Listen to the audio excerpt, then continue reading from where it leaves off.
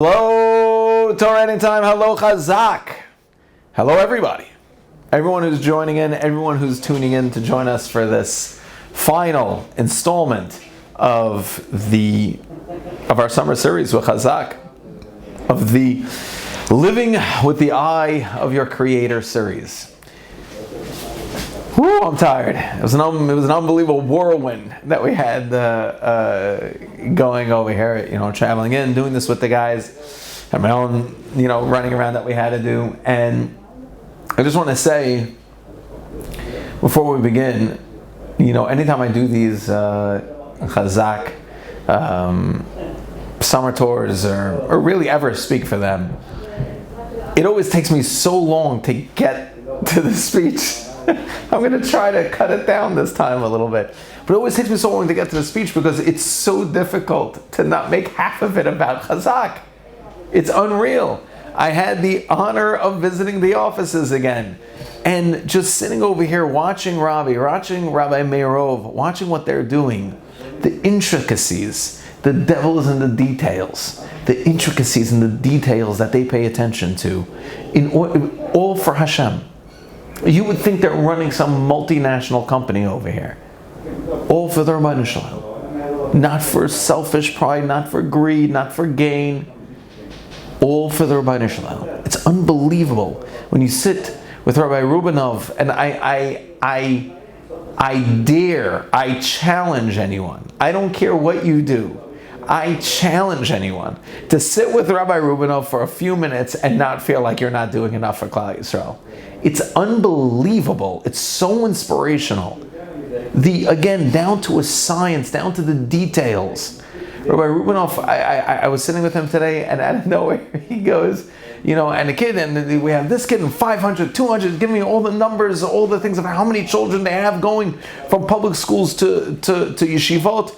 And like a fool, I thought they were working within Queens. He's showing me Arizona. He's showing me Colorado. He's showing me Los Angeles. He's showing me all over the place. This far-reaching, just unbelievable program that they have of these kids going from public schools to yeshivot. It's unreal. Really unreal. And he says to me, he goes, for instance, this kid, and he points to some random name, and he goes, he was in, then he went back to public school, then he went back because, he gets motion sick, and to go all the way from, his home to the yeshiva was a little bit farther away. I'm like, of these hundreds of kids, that this random kid gets motion sickness? It says, yeah, it's down to the finest of details. Whatever it takes. Whatever it takes to save these Jewish neshamot. Whatever it takes. You walk through the Chazaq offices, all you can think of to yourself is, whatever it takes. They will do whatever it takes in order to save these Jewish neshamot. And they work directly for the Rabban Shalom. It is inspirational, to say the least. It is incredible. And I'm honored to have even played a small role in doing it over here. If you know someone, if you have someone, a relative, a co-worker, a neighbor, a friend whose child goes to public school, realize what we're doing over here. Realize what's happening. These children's lives are being lost. Rabbi Rubinov today was showing me the stats of American Jewry. How in some states it's 90% intermarriage rate. In others it's 60. We're still not doing that great. How does that start? That starts with the schools. And if you're talking about more of an inner city place, you're talking about the greater New York area, you're talking about, any big city basically. You're not just sending them to public school. You're sending them on a death sentence. The amount of these children on drugs, the amount of these children on... Story after story Rabbi Rubinov was sharing with me. Unbelievable. If you know someone, if you have somebody who you can hook up with Chazaq, who you can give them this gift of being able to go to a yeshiva, of being able to experience what that is to be able to be in yeshiva, to be able to be raised that way, then you have the responsibility. I'll never forget, by the Levaya of Rav Gissinger, Rabbi Chaim Obadi got up and he said, Now that we all know everything that Rav Kissinger has done, now it's all of our responsibility. If ever you think to yourself, I wish Rav Kissinger was here right now because he would be great at taking care of this. Know that this is your responsibility now to take care of. Chazaq can't do this alone. They need your help. If you know someone, if you know of anyone whose children are going to public schools, whose children aren't, all you need to do is email their information. P-S-T-Y, that's public school to yeshiva. P-S-T-Y at chazaq.org. Rabbi Rubinov himself will probably be calling you. Someone will be in contact with you to get the information, and they will pursue the family. They will pursue the kid. They'll arrange the funding. They'll arrange whatever they need to in order to make sure that this child goes to yeshiva and his neshama or her neshama gets saved. Okay. Our sponsor for the shir today is an unbelievable organization that I just had the honor of meeting. The incredible is such an understatement. The ball of fire, the unbelievable rabbi, and he'll hurt me for saying Rabbi Newman, who runs the organization of Chickens for Shabbos. It's truly incredible what Chickens for Shabbos does all over the place. It's everywhere. It's everywhere. I honestly couldn't even keep with most of what he's saying. If you see, I don't know if it's in the shot. You see all these papers over here. These are all the papers that Rabbi Newman was just throwing at me to show me letter after letter of people saying and thanking Chickens for Shabbos and Rabbi Newman for saving their lives. Right? They help out. They help out agunot. Right? For everyone who wants to stand up on a soapbox now and yell about how agunot. So do something about it.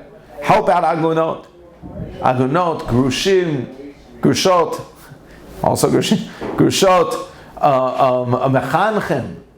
mechanchem, the forgotten. He told me a story about a mechanech, about a cheder rebbe in Eretz Yisrael that was also the janitor because he had to make more money.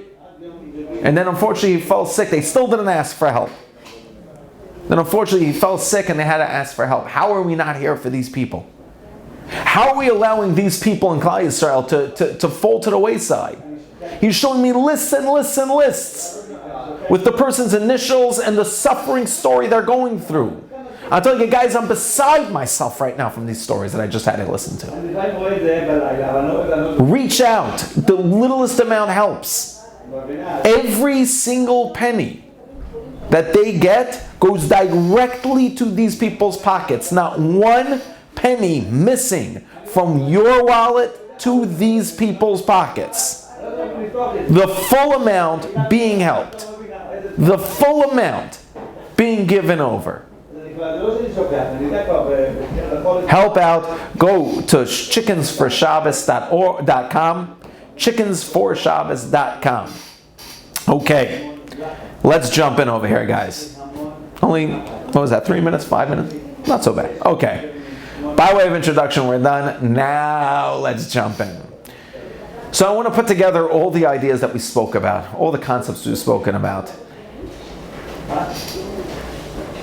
and really solidify the final stage of this. So our first shiur, we discussed the idea of the individual, of you going first.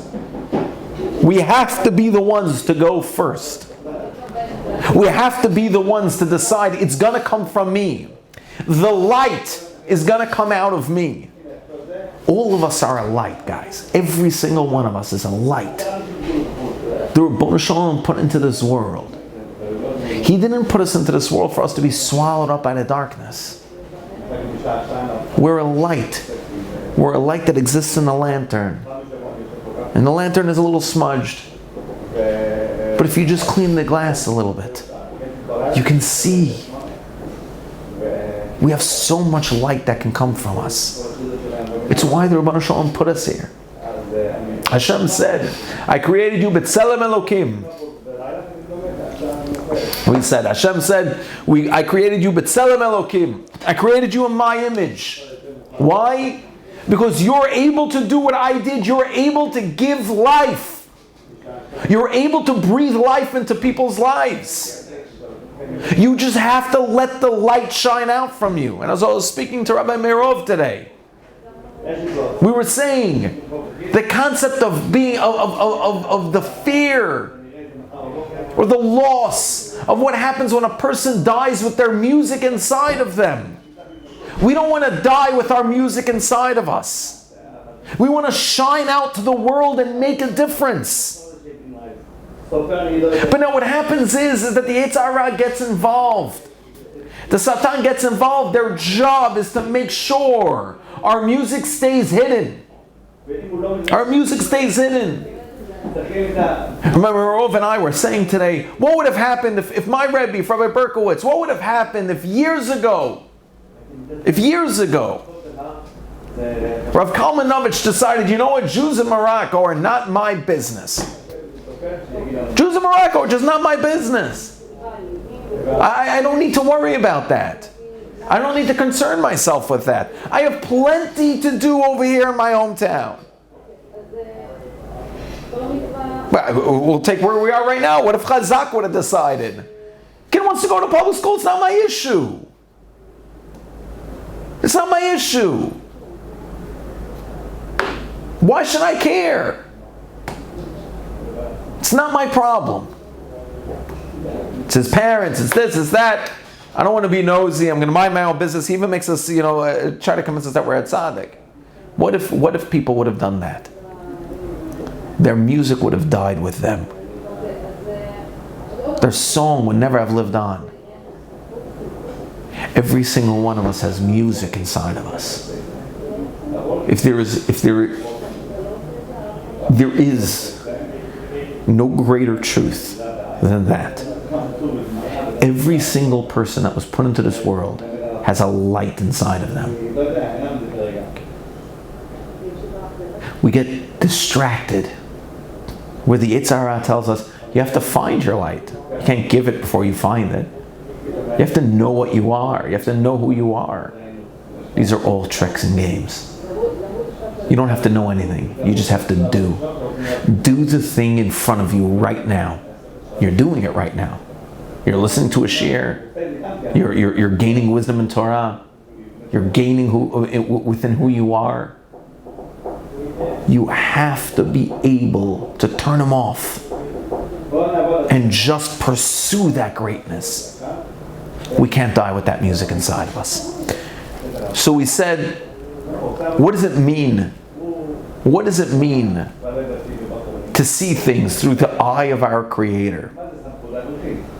So this goes in every single aspect of life. And we're going to give, we gave already last night, we're going to give again, last night, a few nights ago, last shiur, we're going to give again a few of the steps that we could take in order to do this. So number one, step one, shiur one was you go first. It has to be you that goes first. And it has to be you that goes first. No one is going to be taking responsibility for you other than you. No one can be you other than you. No one can tell you what you're good at or what you can do. No one can give you the insight into who you are. You know, people are always constantly trying to find out from someone else what they should be doing, trying to validate who they are and what they do and what they believe in. They do that for a reason. It's because other people control what they believe about themselves. We have to make that mental decision. Step one, I am me. I am me. Who I am, I have no idea, but I know I exist and I know I'm me. I know that Rabbeinu Shalom has a plan for me. Once I know that, Rabbe Emunatecha, once I know that Hashem not only has a plan for me, but wants me to succeed. He's rooting me on. I'm the only one getting in my way. If it means that it's because I'm listening to other people and their bad advice, then fine. But that's still me getting in my way. If it means because I'm crumbling under stress, I'm crumbling under pressure, I'm crumbling under difficulties of life, that's still me getting in my way. guy said to me the other week, Rabbi, it's all nice and dandy what you're saying, but at the end of the day, this person I know is sick next to me. I have to take care of this one. I have to do this one for this one. I have to do. I have no time. My life is very difficult. It really is. So how does Hashem ever want me to become great? If I can't even breathe. So we said to him, the Marines, in the military, they go through training. I remember hearing a Navy SEAL one time say, there was nothing I faced in combat that was worse than training. But that's where my confidence came from in combat. Is that I knew there is no way the enemy is going to throw anything at me that's going to be worse than what my friends threw at me in training. That's going to be worse than the Gehenom I had to go through back then. Now, I can handle anything. We're going through training every single day. All these things have a rhyme and reason to it. We don't know why. Our job isn't to know why. Our job is to experience and feel, to ride our journeys. When we look at our lives through Hashem's eyes, we see the next step. Step one is that we have to be present. We have to dedicate ourselves. We need to go first. No one else is going to make us feel or be a certain way. We need to go first. Step one. Step two. We need to honor, respect, and accept the journey. Class 2 was about the journey. Experiencing the fact that this is part of the journey. When we take a journey, there are rough roads, there are easy roads, but it's all part of the journey. It's all part of the movie. It's all part of the experience of what I'm facing in life. If things were just flat and easy, why wouldn't everybody do that? What separates the weak from the strong? What separates the great from the small? What separates the music from the silence? What separates the music from the silence are those who learn to play. You know a musician that the greatest prodigy that picked up a violin, that picked up the piano, that picked up a guitar and just played perfectly? It never happened. It never happened. And as we said in the second shiur, it bothers me so much when people won't give a person a chance. You want a speaker for your? I'm ruining my own bank account here. You want a speaker for a job? Get the guy that all those people know. Get that guy. No, get the guy no one knows. One of my biggest. I was speaking to Rabbi Merov on his podcast. So one of the biggest hakarat hatovs I have is to an organization like Chazaq. Chazaq, Mrs. Zerubbabeli, a few people that brought me in, Rabbi Brickman, Rabbi Weissman from Brooklyn, that brought me in when I was a nobody. Like I'm somebody now. But brought me in when I was a nobody and gave me a chance. I want to tell you why they gave me a chance. They did not give me a chance because I was a good speaker, because I'm going to tell you something.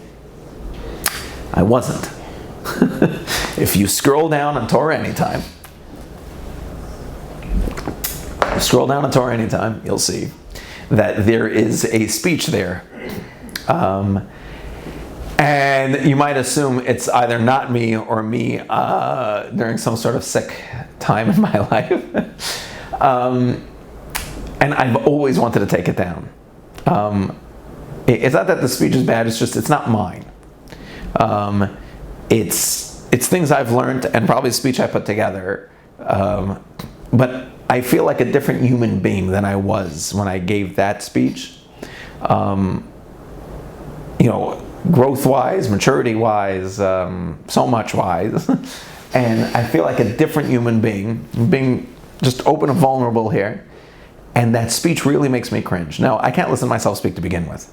I can't listen to myself speak. I can't listen to my podcast. I can't listen to any of it. The sound of my voice is very, very. It drives my wife crazy that I can't do it, because if she wants to listen to like one of the Meaningful Minutes or one of the daily doses from Torah Anytime or any of these things, and I'm commenting on it, or I'm there, I'm on the video, I have to leave the room, because I'm not that good of a husband. I ask her to leave the room, but no, I try to leave the room. Actually, I probably just tell her, please turn that off. But the reason I can't, but definitely I can't stand the sound of my own voice when we're talking about years and years and years ago. I wasn't a good speaker. I'll tell you that right now. I definitely wasn't. I don't even know if I am right now, to be honest. But I think that's the point, is that I stopped caring if I was a good speaker or not. The truth is, to the untrained eye, maybe that guy was a better speaker, now that I think about it. You guys are witnessing my process right now. It actually could be that guy would have been considered a better speaker, better public speaker. However, he definitely wasn't real. I say that with a whole heart. He definitely wasn't real. It's not that I have anything against who I was back then. It's that I was younger and I had a lot of work to do. I still have a lot of work to do. And making sure the speech rang well was more important than working for the Rabbanu Shalom or being there for Klal Yisrael and so on and so forth. So I guess I look back at it, but I keep it up. I keep that speech up. I never asked him to take it down. And the reason being is that it's a reminder to me. It's a reminder of who I actually am versus who I was. Complete candidness? I don't know if that's a word. But completely candid here. I wanted something to remind myself that growth is real. That who you are is real. And that the Rabbanu Shalom put you here for a reason. That reason is so important. That reason is so important. But you need to understand something. It's a journey. The guy who spoke back then, I honestly don't think anyone learned anything in that crowd that night. I can't imagine how they would have. I'm not trying to badmouth myself or not be self-compassionate. I understand why I was the way I was. I totally accept myself as I was back then. I do. And I needed to be that guy to become who I am right now. And I need to be the small-minded person I am right now so I could become the Yossi Bensoussan of 30 years from now. Bezrat Hashem. Yeah, here. My point is that you need to honor the journey. You have to honor the journey. If you don't honor the journey, you're always constantly demanding something, some sort of perfectionism of yourself right now, as opposed to accepting who you are right now. Part of the journey is that there are people who pay thousands of dollars more on airlines in order to have a more comfortable journey and have a better experience while they're flying. The journey is so important. But life is not like an airline. That's not how it works. Life is not get from point A to point B. That's not what it is. In life, we're not passengers on a plane. We're the pilots. What does that mean? The Rabbanu Shalom designed the plane. The engineer designed the plane. He gave us the manual. He trained us. He taught us what to do and what not to do. But our whole life exists in that journey. That's all we know is that journey. What was before that journey and what comes after, we have what we know. But we don't understand it fully. We don't live like that. If you were to ask a passenger, how was the flight? The passenger would be like, oh, it's long, it was tiring, I'm exhausted. You ask a pilot, how was the flight? It was like, fantastic. Took off, not a single hiccup, not a single issue. I flew that plane, we got here 20 minutes early. I landed smooth as cream. They were on the same plane. How did they have such different opinions of what happened? Because one of them was active. One of them was actively involved in that flight. The other one was just a bystander. So of course it was whatever it was. Who enjoys a plane ride that's not a captain? A guy in first class. He's able to distract himself from the fact that he is doing nothing. But when he lands, he's not proud. No one's handing him a check. As a matter of fact, he pays more than the guy who's suffering in coach. He pays a lot more. Why? To make it feel a little bit more comfortable. A lot more comfortable. To get better food. But the guy who's flying the plane, the pilot, he's the one who could really appreciate the journey. He knows how everything worked. He understood the miracles at his flight. He's the one who flew them there. He feels accomplished afterwards. His destination didn't matter. He was on when he was up in the air. During the journeys when he was on. That's why when the journey ends, he reaps the rewards. It doesn't matter where he landed. We have to stop letting goals and expectations get in the way of our lives. Live for right now. Experience the journey. That was the second part. I want to tie it all together right now with you guys for just a few minutes. Just to end where we need to end. After the recap and after all is said and done, we spoke a little bit about how these things affect those around us. But this is the real point. We're coming off of Tisha B'Av, we're coming off of the 3 weeks, we're coming into the rest of our summer, we're coming into beauty right now. We're leading up to Elul again. Now, we can refocus and realize, what is the point of being a light? What is the point of having all this shine through me? What is the point of having all of this come out of me if I'm doing nothing with it? If I'm not affecting? I told this to Rabbi Meirov earlier. The way this idea started in my head for this series, before I did the research for it and putting it together, the way the concept came to me was, I was once dropping my son off. I think it was the first time, I think it was in Israel. It was in Israel, but I think it was the first time he was going to school. I dropped him off, and I remember thinking to myself, oh my gosh, I hope they love him. I hope they appreciate him. I hope they take him seriously. I hope they're not annoyed by him. I hope they're not. As I'm leaving the school, I just said a little tefillah. I said, Rabbanu Shalom, please allow all the rebbeim and the teachers in this school to see my child the way I do. To see that beauty to him. To see that untapped potential that he has. To see that world of a human. The beauty of his smile. Please, Rabbanu Shalom, allow them to see that. And then it hit me. Hashem sees all of us like that. Every single one of us. The Mishnah says there's not a single thing. Definitely, the Mishnah says, not a person that Hashem has put into this world. There's not a thing, not one inanimate object. And definitely, says the Mishnah, there's no person that the Rabbanu Shalom put into this world without a purpose. Without a beautiful purpose. You know, while I was here, I got to meet a few different people. Rabbi Rubinov, we mentioned before, Rabbi Newman.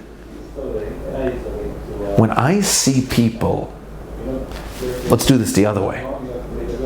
When you see a person who is on fire in life, who is always jumping up and down, who's always running and doing, and is so full of vibrance and life, you could be almost guaranteed one thing about that person. He is involved with other people. He is helping other people. He is there as a backbone and as a support for other people. You could almost be guaranteed that. and the other way. When you see a person who shrinks, when you see a person who's down, when you see a person who isn't confident, when you see a person who's sad, who's depressed, you can almost be guaranteed they're not involved with other people. What does that mean, not involved with other people? I've heard this line so many times. We've all heard this. First, let me take care of my issues. Let me get my issues done, and then I'll help someone else. That's not how this works. That's not how this works. You're a light. You're a light. Lights need to shine. We're like engines. If we don't get turned on and used, we just die. We rust over and die. The whole point of all of this, of seeing ourselves and seeing our lives, seeing all the things around us through the lens and through the eye of our Creator, is to see other people through the lens and eye of our Creator. Because if we don't see other people in that way, we can never truly love them, because what's love? It starts with acceptance. Who am I to say that that person is worthless? You know how many times I've heard from people who suffer, sometimes tend to get on a very high horse. I've been through so much in my life. I'm so deep right now. I'm so well-rounded right now. I'm so healthy right now. I've come to such a place that when I look at other people, all I can say is, they're so shallow. They're so small and shallow. Who am I to call someone else shallow? Who am I to call someone else small? Who am I to decide what someone else is going through in their life? Who am I to do that? See other people through the lens of God. Hashem sees them and He says, wow, tov ma'od. They're so beautiful, they're so wonderful. Let's start seeing them that same way. And then, once we're able to see them in that way, we're able to give to them in that way. We're able to give to them with purpose. We're supposed to emulate who the Ribono Shel Olam is. The way Avraham Avinu found Hashem was through chesed. He looked around at the world and he said, it can't be that this place is so perfect, so beautiful, so wonderful. And no one made it. It's like showing up to your house and there's a beautiful gift on your front steps, wrapped and bow tied and beautiful. And there's a little note on it. And the little note says, your name. Your name. And it says, your name and you're awesome. And you have no idea who left this for you. You're not going to say, it's probably an accident. It's probably a mistake. Probably just happened by itself. No. Then you open it up, it's the perfect gift. The perfect gift. Exactly what you needed. Exactly what you needed. Who in the world left this for me? That's how Avraham Avinu viewed the world. And guys, that's not an exaggeration. That, says the Rambam, is how Avraham Avinu viewed the world. Imagine looking at the world like that. Imagine looking at the world that when you look around, you're like, I feel so overwhelmed with gratitude right now. I feel so overwhelmed. I feel so loved. I feel so cared for. Who did this? Hashem did it. But now who in the world, when we get a gift like that and we look at it, we get a little annoyed. We're like, why are they playing a game with me? I want to thank whoever sent this to me. Why didn't they sign their name? You know why they didn't sign their name? Imagine someone says this to you. That perfect gift that person left for you, that perfect thing that person left for you. You know why they didn't sign their name? They love you so much, they forgot. Because it didn't matter to them that you know they gave it to you. What mattered to them is that they really wanted you to have this. They were so consumed with what you needed and what they can give you They forgot to sign their name. How beautiful is that? Have we ever given to another person that much that they'll never know? Have we ever bitsniut? Ever bitsniut? Given to another person that they'll never know? We need to learn to give the way God gives. Hashem gives us everything in our lives. And we complain and we complain. And He still gives. And we thank Him sometimes. And we notice it sometimes. And sometimes we don't. And there are things that we can't notice because He hides it. He saves us every single day and He hides it from us. You know why? Because when you're God, you don't need anyone to know what you're doing. You're doing it out of love. You're doing it because you love them so much. You're doing it because what are you losing? You're God. You only want to give to those that you love. You're God. We have to learn to give with the confidence of God. We have to learn to give with the confidence of God. Realizing I'm not losing anything by giving to others. I don't need any recognition. I don't need any accolades. I don't need any awards. I'm so big and confident in who I am. I realize I have so much light inside of me. I just want to give. I remember one time, after I saw this happen, I never shared this story yet. After I repeat stories a lot, mainly because it's a working on myself process to repeat stories. To come up with new stories is difficult. To repeat stories and do it with confidence, that's not so easy. You feel silly sometimes. But like my Rosh Hashiva always used to say, I repeat because you didn't listen well enough the first time. So, this story I've never said before though. I remember one time, I'm trying to say how to say this story properly, that knowing. I came into the office in yeshiva. Doesn't matter where or when. We'll leave all details out. But I came into the office of yeshiva I was working in, and there was a rabbi sitting over there. I could tell it looked like he was just crying or something. So I walked in and I said, "You okay? Is everything okay?" He's like, yeah, I'm fine. He's like, I just saw one of the most beautiful things ever, and I'm gonna cry. It's something very personal to me, and it just made me cry. And I said, wow, you can't do that. You can't just say that and expect I'm not gonna, right? What happened? So he goes, I'll tell you. He goes, did you see, we'll call him Rabbi Smith. He goes, did you see Rabbi Smith running around this morning on the phone, in the base manager, at a base manager, on the phone, off the phone? So I said, yeah. I was going to ask him, is everything okay? Because usually he's, he doesn't take his phone even in with him usually. And so he said, I saw also. He's like, so I asked him, what's up? So he said he got a phone call from his credit card company, and they said that a taxi driver had found his credit card and wallet, and that the taxi driver wants his number. So he said, okay. So he said, give the taxi driver my number. So I gave him the number, and he said the taxi driver is coming and is delivering it.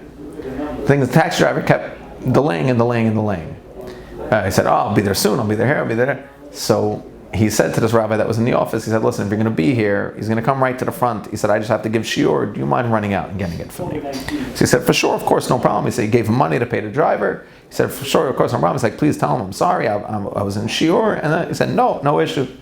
So this rabbi, who was in the office, said, so the taxi came, and I went out, and I paid the driver. And sure enough, the guy hands me a purse. It's a little purse.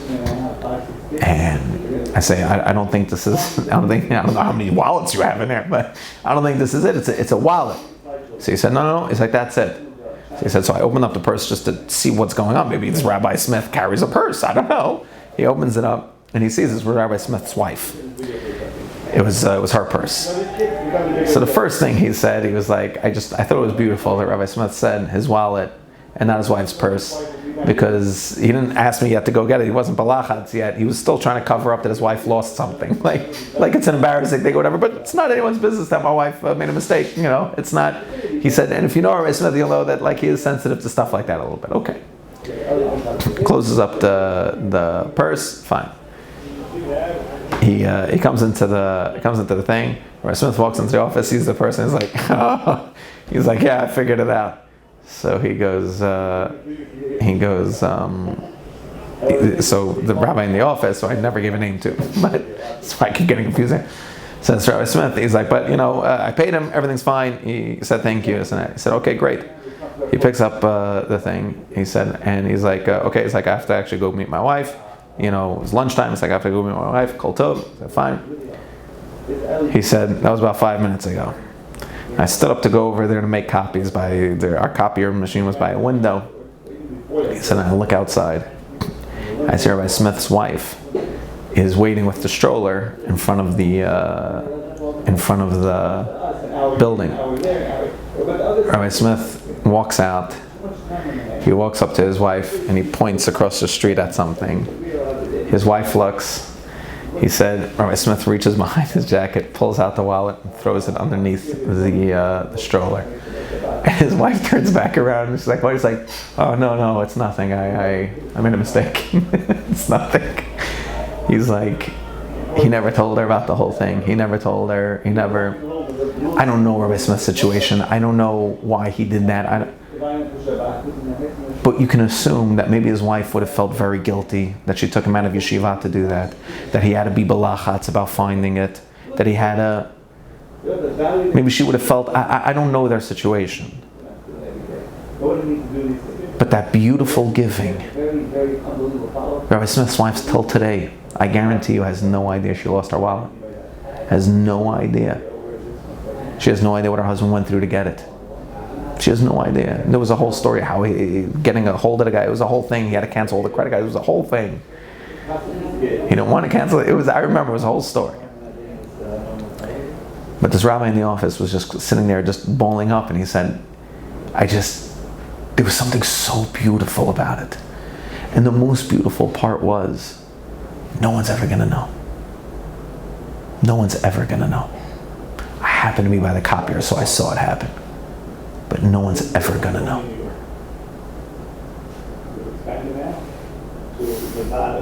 That's love. That's real giving. Real giving is not just done secretly so that I'm a tzaddik. Real giving is for me. Real giving it's a level that I know who I am. I love who I am so much. I love what I am so much. I don't need anyone to know what I'm giving because it's not my focus. It's not even what I'm thinking about. I'm not even trying to think about it. I'm just trying to arrange the idea that I can give. Because what I am is a giver. And what we spoke about last night about last share, about givers and takers. Guys, to sum up, we have to change this concept in ourselves. We have to, we have to work on this concept in ourselves. Because change is a bad idea. We're not one or the other. We have giver and taker in us. It's in there. We need to work on it. We need to nurture it. We need to grow. We can do this. This is what the Rebbeinu Shalom put us here for, and it's what we need all of our distractions for. Is to take us away from the thought that I'm not a giver. Be a giver.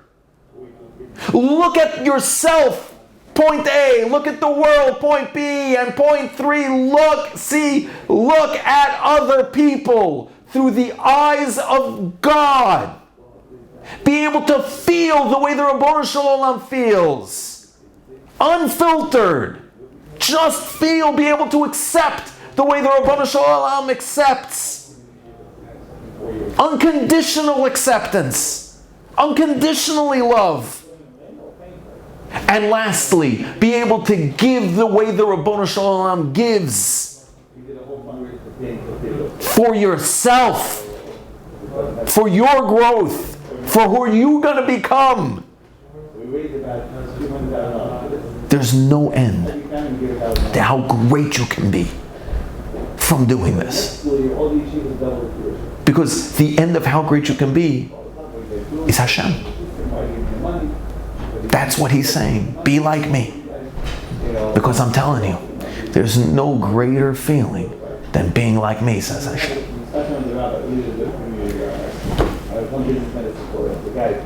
To start, sure, our sponsor tonight is Chickens for Shabbos. To start, we can do that. Go anonymously donate to Chickens for Shabbos. Go anonymously give to them. Go ahead. Go to Chazaq and give them some names of people who are in public school anonymously. Don't forget, and as far as the growth in go to Torah Anytime. Sign up for that daily dose, right? We had it here, 929-355-4268. 929-355-4268 on WhatsApp. Sign up for that WhatsApp group of the daily dose and then share it with people. Share it with them for free. Share it with them. Spread your light. Don't share every single dose if you don't want to, but share the ones that speak to you. Share the one that lights a fire in you. Let people see who you are. Let people see what you feel, not to teach them a lesson. Send it to them and say, this helped me in my life. Be vulnerable in that way. Give from yourself in that way. See how that feels. See how that feels. Thank you so much, guys, for being here for this summer series. Bezrat Hashem. Maybe we'll have a winter series, a spring series. Who knows? Who knows? I don't know what I just got myself involved in saying that out loud. Take care, guys. Thank you so much. Chazaq u'baruch and Bezrat Hashem. May this menachemav truly be a nachama that will be able to serve and be connected with each other again to build a bayit shlishi in Eretz Yisrael. Bezrat Hashem.